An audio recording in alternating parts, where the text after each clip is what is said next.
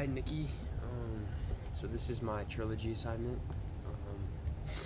So the first movie I watched at the theater was Guillermo del Toro's Pinocchio. This was a movie directed by Guillermo del Toro. I'm definitely pronouncing his name wrong. Other movies that this director has directed, kind of his most famous films. He's directed many, but his most acclaimed films been Pain's Labyrinth, which I think received some Oscars, and The Shape of Water, which I know received Oscars, and then Nightmare Alley. It was nominated for Best Picture. Nightmare Alley was nominated for Best Picture. So Guillermo del Toro.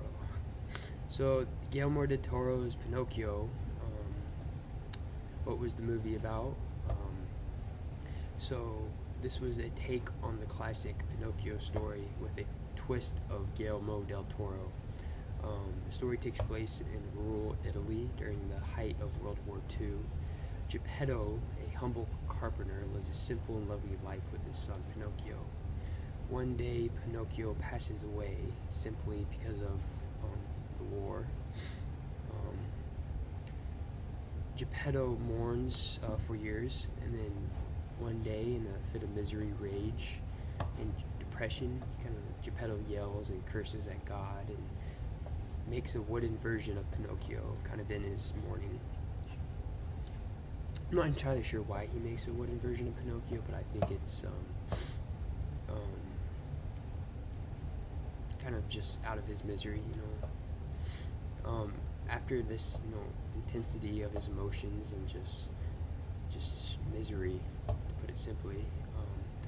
In the quiet of the morning, Geppetto wakes up hungover to see a walking, talking, wooden Pinocchio that he made the night before. So kind of love will give you life, and Geppetto's love kind of flows and gives life to Pinocchio. Kind of a brief summary is during the rise of fascism in Mussolini's Italy, a wooden boy brought magically to life struggles to live up to his father's expectations. That's a brief summary. What kind of story did the movie tell? One of the last lines of the movie was, "What happens, happens, and then we are gone." This was the story of the movie. It's kind of a story about birth, living, experiencing, and dying. So, simply put, we are born, we live, we experience, and then we die. This is kind of sobering, kind of dull, bland, and depressing statement to make, but there's a lot of beauty, in my opinion, in this statement. That life is, what happens, happens, and then we're gone. There's so much beauty and simplicity. There's so much beauty in the simplicity and the insignificance of life. There's a quote, I don't know by who, but it's kind of satisfaction in insignificance. And another quote from Ethan Hawke kind of is a great message that values, that significantly relates to Guillermo del Toro's Pinocchio. What would happen if people realized how boring, funny, sublime, romantic, and elegiac and stupid their lives are? By Ethan Hawke. So I saw this movie in the Music Box Theater. I got there. I drove in a car. I was with my dad. What was the audience like? I'd say 25 to 50 people present. I don't have anything else to say of them. I can't remember a single person.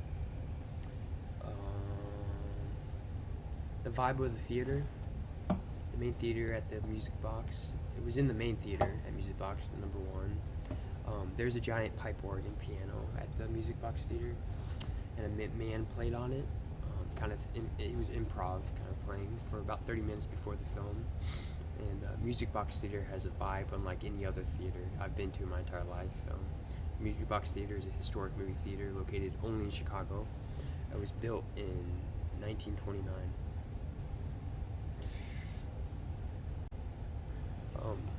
What was it like watching this particular movie in the theater? It was a memorable experience. I always enjoy going to the Music Box Theater. I've been there more than once, and this wasn't my first time there. There's nothing I have to say about this theater that's negative. The tickets are pretty cheap too. The movie made me. How did the movie make me feel? Here are some words I'd say, kind of my feelings and emotions. I'd say I felt warm, safe, fascination. I felt love. I felt wonder. I marveled at the movie. What did I notice, or what stood out to me? So Guillermo del Toro's Pinocchio is a stop-motion animated film, and a stop-motion animation is a filmmaking technique in which objects are physically manipulated in small increments between individually photographed frames so that they appear to exhibit independent motion or change when the series of frames is played back. Any kind of object can thus be animated, but puppets with movable joints like puppet animation or clay, animation or claymation, clay puppets, are there. Paper and clay are most commonly used. Puppet models or clay figures built around an armature are used in model animation. Stop motion with live actors is often referred to as pixelation, but this movie's not pixelation. I think this movie is claymation and paper, and I think it like little kind of puppets of clay and paper were made for this Pinocchio. Did I like this movie? Yes, I did. I mean, it's simple, it's touching, it was beautiful. The story was all three of those. And I love stop motion animation. Any movie that has stop motion animation, I really like. Would you recommend this movie? Yes, I would recommend this movie. Anyone who knows what stop motion animation is, I would recommend. What can you take from film studies? What can you take from the film, and how does it connect to what you learned in film studies? It's what I learned in film studies. A story as repetitive and old as Pinocchio can be retold in a new and bold way. This is exactly what this movie did. In class, everything that we talk about is the work and stories of others. Sometimes it can be good to take the idea and story of someone else and give your own, authentic, genuine take of that story. If you could have one prop from the movie, what would you pick? I don't know if this is a prop, but I'm gonna kind of just say it's a prop. But in the movie, the talking cricket, he was granted one wish, and that's the prop I would pick, is that wish. I wanted to expand on the quote that I mentioned, the satisfaction and insignificance. I don't think I talked enough about it previously, but kind of this movie. I mean, it's a fiction. Story of Pinocchio is not true. It's fantasy. It's in kind of the sense of the real world of reality. This movie's very insignificant. It's a movie for children, many people would say, but it's a very satisfying movie nonetheless. So that's why I included the quote, satisfaction and insignificance.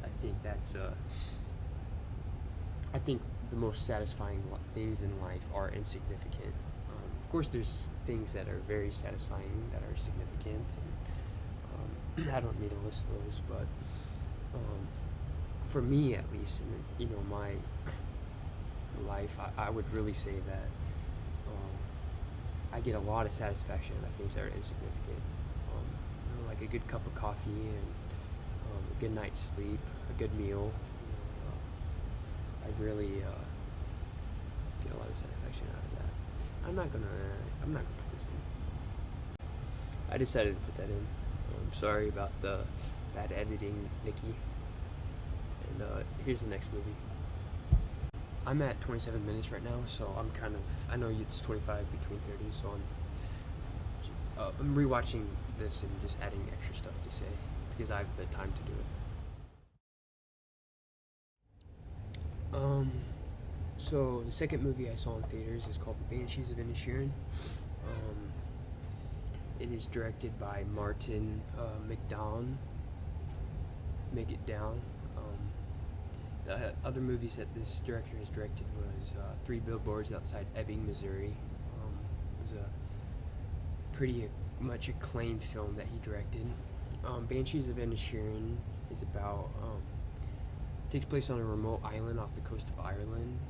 Colin Farrell's character And the entire cast of this movie were Irish. I think Martin McDown is a Irish guy as well. So Colin Farrell's character has a relationship with Brandon Gleeson's character. And in the movie, Colin Farrell, I don't know how to pronounce their Irish names, so I'm just going to say the actors' names. He's devastated when he finds out that his buddy, Brendan Gleeson, suddenly ends their lifelong friendship. With help from his sister, Colin Farrell, and a young, troubled, young islander, his character was really interesting. I liked his character a lot. Kind of has a tragic end, but patriarch Colin Farrell sets out to repair the damaged relationship by any means necessary. As Brendan Gleeson resolve from their ended relationship only strengthens, he soon delivers an ultimatum that leads to shocking consequences. So, brief summary of the movie. Everything was fine yesterday. Two lifelong friends find themselves at an impasse when one abruptly ends their relationship with alarming consequences for both of them. So the story that this movie told, it was a drama, it was a comedy, a dark comedy.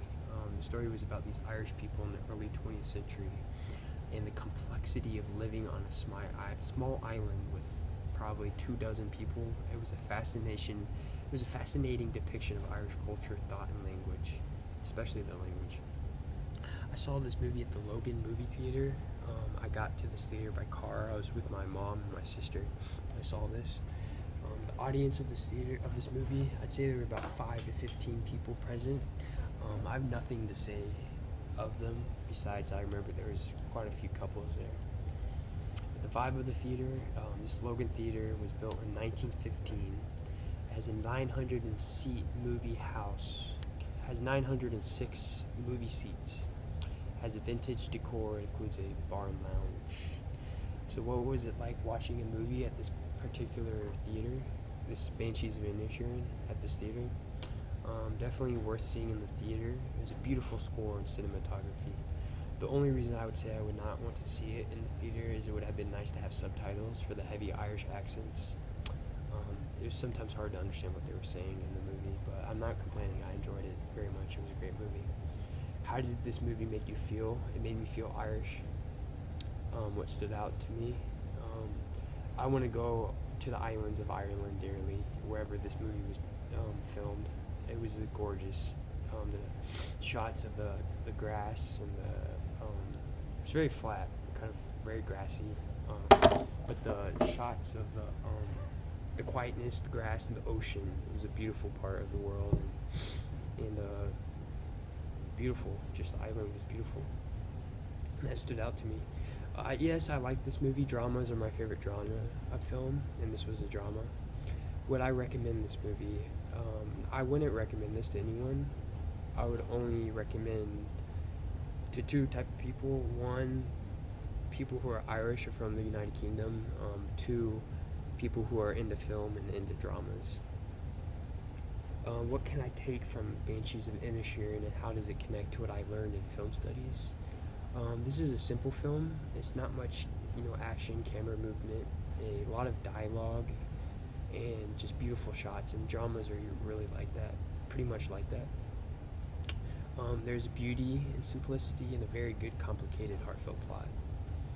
And I learned that in class. We talked much about, kind of simplicity in film and just good stories. That's really what, makes a good story, simplicity, but also a lot of emotion. And this movie had both. Very simple, but had a lot of emotion in the characters and the dialogue. And just the relationships, of the culture too of Ireland at that time, and it's a thing that you don't, as Americans, as me as an American speaking on my behalf, I don't see too much of Irish culture, Irish language, Irish relationships, and especially early 20th century, not even on the mainland of Ireland, but off the good coast. If I could have one prop from this movie,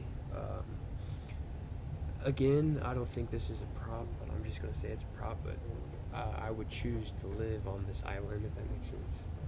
Or just to visit, just to see the island. It was beautiful. That's the prop I would pick. So the one movie that I saw virtually was called Bros. It was directed by Nicholas Stoller, but it was written by Billy Eichner, Billy on the Street, who also starred in it. Nicholas Stoller, the director, has also directed Neighbors. The first two Neighbors with Zac Efron and Seth Rogen. He's directed Sex Tape, he's directed Muppets, and he's directed Captain Underpants. The movie was about, this movie is about two gay cis white men with commitment issues who attempt a relationship. So, brief summary of the movie.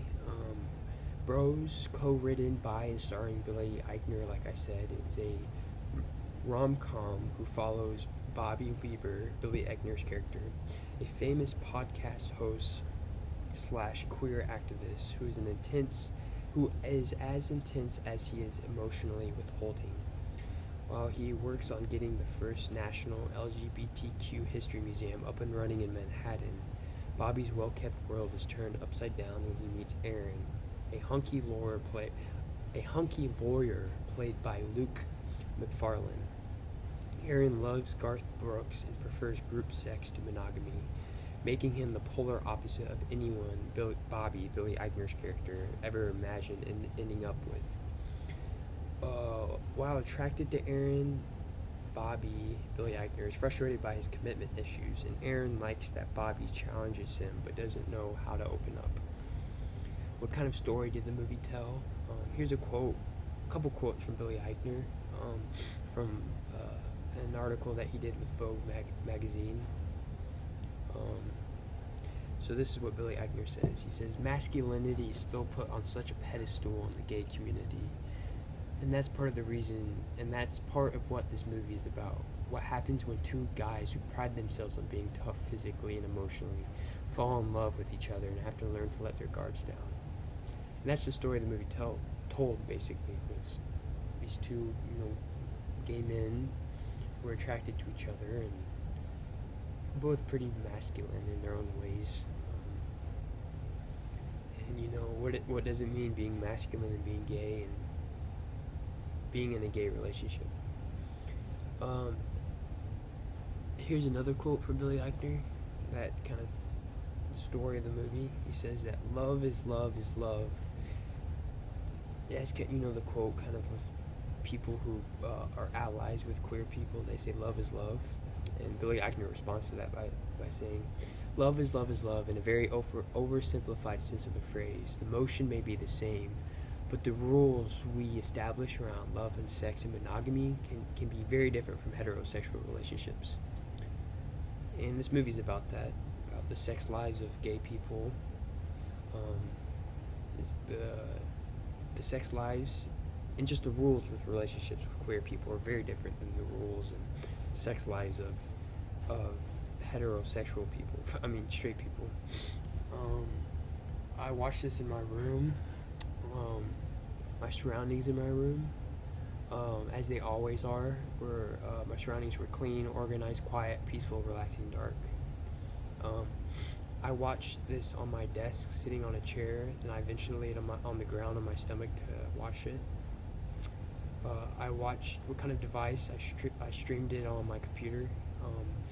The streaming service was Peacock. My computer screen is 16 inches. I didn't watch this with anyone. Did you do anything? I ate some popcorn while watching this. How did the movie make me feel? I hate rom-coms, and I hated this all the better. What did I notice and what stood out to me? This is a rom-com made by Universal Studios about queer people. It's a first of its kind. That really stood out to me. Did you like the movie? I like Billy Eichner more than I like this movie. So yes, I did like this movie. Yeah. Would I recommend this movie? Yes, I would recommend this to anyone, even my grandparents. This is a revolutionary rom-com. It's accurately informative, it's funny, it's authentic, it's intelligent. I thoroughly enjoyed this in the story, and Billy Eichner is fabulous. What can you take from the film, and how does it connect to what you learned in film studies? The future representation of cinema, film, slash the movie industry in general is changing from the majority to the minority. The marginalized, the outcasts of society are becoming the new face of film. We talked about this in class, one class period. And, Hollywood really is an industry of old white men. It has been, but it's the future of Hollywood. When I say Hollywood, I really mean film industry in general, not Hollywood, but worldwide. Like I said, the marginalized of society, the outcasts of society are really representing film and the future of film. And if I could have one prop from the movie, what would I pick? Again, I don't know if it's a prop, but I'm just going to say it's a prop. My one prop would be a visit to the LGBTQ plus National History Museum. A tour by Billy Eichner. So, my experience this semester in film studies, I've kind of been talking this movie and I haven't really acknowledged that I'm talking to Nikki. I think, Nikki, you're the only person who's going to be watching this and hearing me talk, hearing my words. So I'm addressing you, Nikki. So I'm kind of like talking right now, watching myself talk. I'm kind of picturing you through the computer screen. That I'm talking to you through this computer, no one else. And I'm kind of. So these words that I'm going to say, I'm kind of addressing to you, Nikki. Of course, you know that. But okay. So what did you like about the class? What did I not like? So what I liked about this class is very fluid. Of course, there was a syllabus, and everything was organized, but every single class seemed like it was improvised from you, Nikki. And that's a compliment. I believe the students in this class, my classmates in this class had a chemistry, organic chemistry, unlike any other class I have been a part of, and more than any past film studies class. Do you agree with that, Nikki? What stuck out to me about this class was really our films of gender and sexuality. That's what stuck out to me the most in this class. What is something I learned that surprised me? What I learned from this class is that art is subjective. Everyone interprets art in a different way. When someone's artistic interpretation or opinion may be positive or negative, every piece of art is viewed differently. Because of this, there's no such thing as art being beautiful or art being ugly. Something that is beautiful to someone may be ugly to someone else, and vice versa. So you can ask the questions, are all opinions irrelevant then? If everyone's opinion is irrelevant, does life have any meaning? Do people have meaning? Film is art, of course. Film is someone's interpretation of something, interpretation of a story. And there's so much that goes into the making of a film, the technical aspects, sound editing, cinematography, etc. Life is what you make of it, and no one is going to hold your hand and guide you through life. Even though life is independent, other people matter. Everyone has a story to tell and struggles like your own. Humans are connected in more ways than we realize. We all impact one another in some sort of way. Because of this idea of Sonder, we all have something in common, a reason to like one another, a reason to treat each other with kindness. So going back to my question, does life have any meaning? It does. Because we are connected, in this mystical kind of way. We all impact one another. It's relational. Life is relational. The universe is relational. Because of that, because life is relational, that's the reason to love one another, Be gentle, be kind.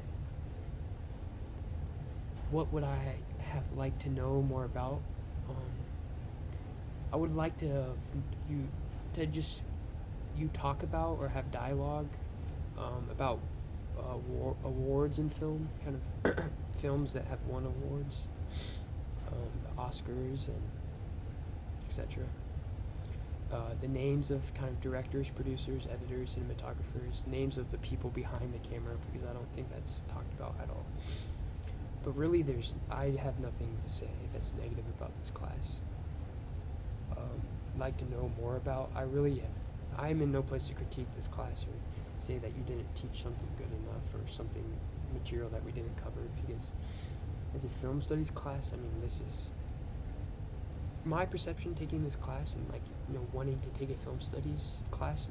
This class is everything that has to offer for film studies for me. It satisfied everything that I desired out of film studies.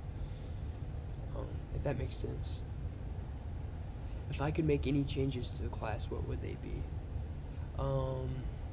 Again, like what I just said, I don't think I'm in a place to make any changes. I have no changes that I would want the class to be. I think how you taught the class this semester is perfect, and how you teach next semester or next class, you should teach exactly the same way. Everything that you did should be the exact same. But one thing I kind of wish you changed, just to answer this question, I wish we watched more dramas, kind of deeper stories. Besides Moonlight, that was a very good story, but more movies like Moonlight, deep story, deep plot, more complex plot, deeper plot, I already said that, more kind of complex, deep, relatable characters, because some of the movies we watched, it just wasn't that. Which I understand, it had other significance, and that wasn't the only significance. I'm not complaining though. Like I said, this class will definitely be a very memorable class for me for the rest of my life. I'll definitely look back at North Park and remember this class. Remember, the students. Remember you as a professor, Nikki, and it will be very memorable, and it will always be a class that I will reflect on, think about, and talk about. Again, thank you, Nikki. I know you get this a lot from students, and I know that you're a good teacher, a good person, that you're brilliant. I would say you're brilliant. I'm not very sentimental, and I don't like doing stuff like this, but this kind of feels weird for me. But I know you appreciate this, so that's why I'm talking. Thank you, Nikki. Just thank you for you as a person. I appreciate you. I appreciate you as a professor for this class, and